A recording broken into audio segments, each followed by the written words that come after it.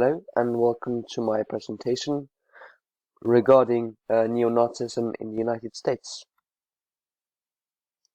I have chosen to work around a thesis statement as I find it much easier to structure my presentation in a orderly manner. I will also give some reasoning behind my topic in this slide. So the thesis statement that I chose was that neo-Nazism is more prevalent in the United States of America because of prior hate groups like the KKK, white supremacy, slavery, and the United States Constitution. Now on to reasoning behind my topic.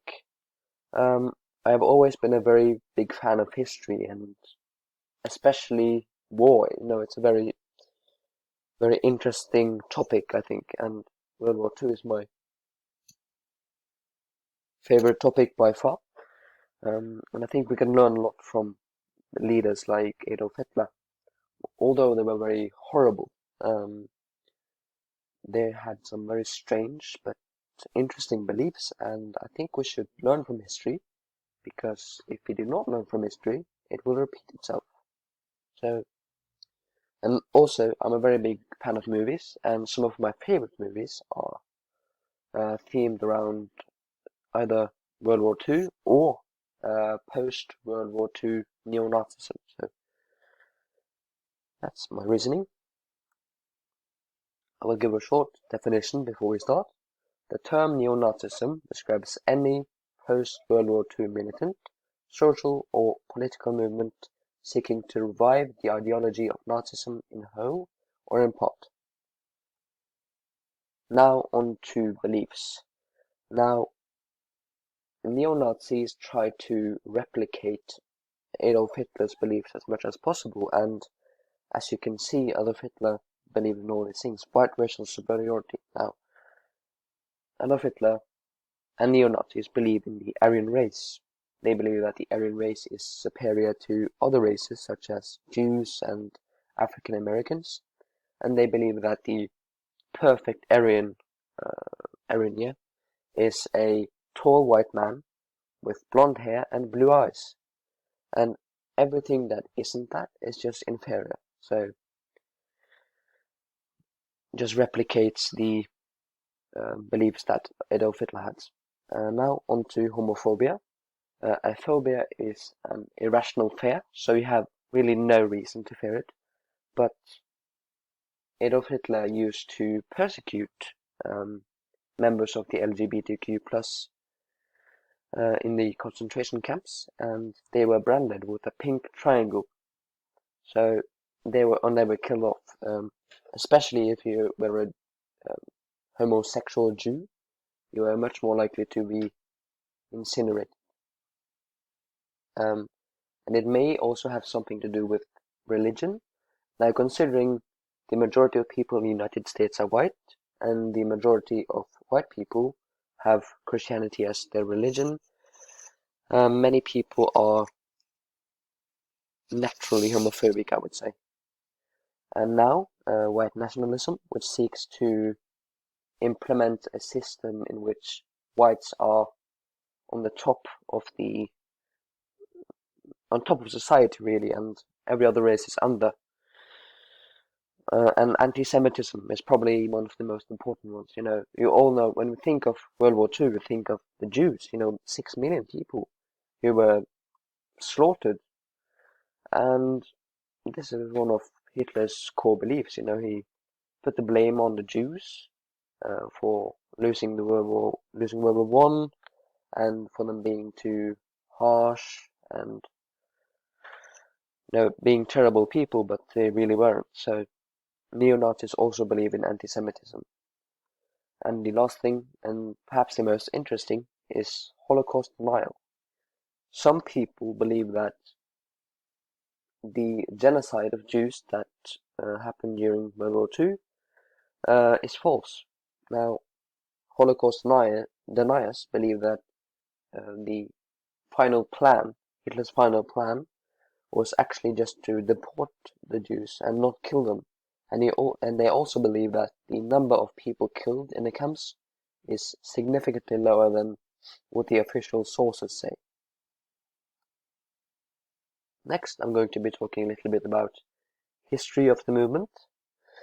Now, in Germany and Austria from 1945 to the 1950s, Martin Bormann, who was Hitler's personal secretary and also an official member of the Nazi Party, managed to escape the Soviet encirclement around Berlin, and he was rumored to be carrying Hitler's last will and testament. So it's kind of like he was carrying the embodiment of Hitler, like his final words on paper. That's pretty holy to neo-Nazis, I think. And many people rumored that he escaped to the south and lived out his days, and this sparked kind of a movement of creating a lot of neo-Nazi groups in America, actually. Now, on to the 1950s to the 1970s, we have universal National Socialism. Many nations, or many people in some nations, who previously fought against the Third Reich, actually became neo-Nazis. And this was maybe because of Martin Bormann, but many people blame George Lincoln Walker for this because he was an anti-communist, he was against integration, and he actually founded the American Nazi Party. And now on to the 1970s to the 1990s. We have Holocaust denial and other subcultures. In 1974, Richard Brown published a book called Did 6 Million Really Die? And this kind of caused, I would say, an outrage amongst people, because people started doubting the official sources that were saying, 6 million died and we have proof and all of that. And this also caused the creation of a lot of neo-Nazi groups, such as the Blamse Militanten Ordre, who was led by former Hitler Youth member Bart Eriksson. And he actually founded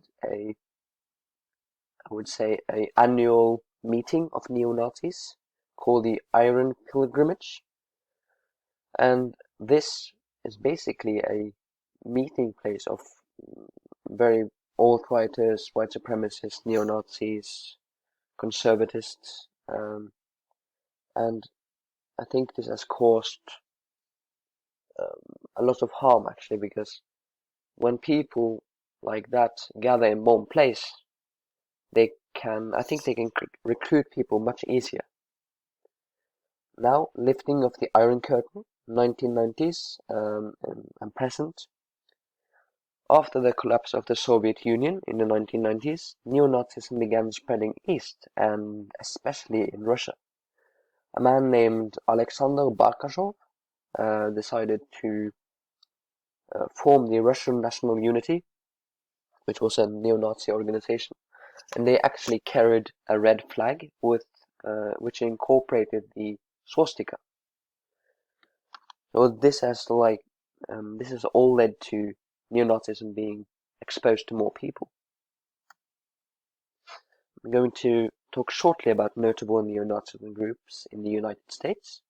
First, we have League of the South. It originated in Killeen, Alabama, and they are traditionally conservative. They are Christian-oriented, Southern. They are very Southern heritage. The Confederate flag, the Civil War. They are very reluctant to give up on that loss. Next, we have the National Socialist Movement, which originated in St. Paul, Minnesota, and they fight for what they call white civil rights, and they refrain from being called racist and neo-Nazi.